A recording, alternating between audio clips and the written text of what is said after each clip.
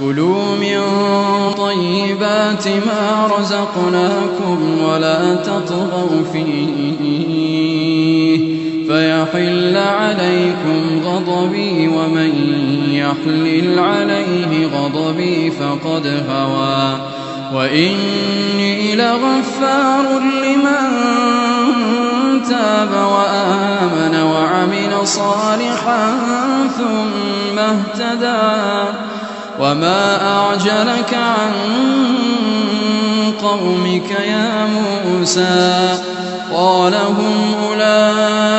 على أثري وعجلت إليك رب لترضى قال فإنا قد فتنا قومك من بعدك وأضلهم السامرين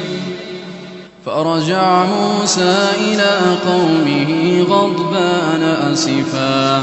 قال يا قوم ألم يعدكم ربكم وعدا حسنا أفطال عليكم العهد أم أردتم أن يحل عليكم غضب من ربكم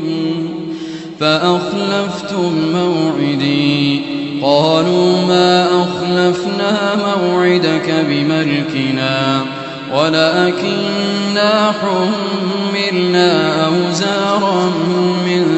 زينة القوم فقذفناها فكذلك ألقى السامري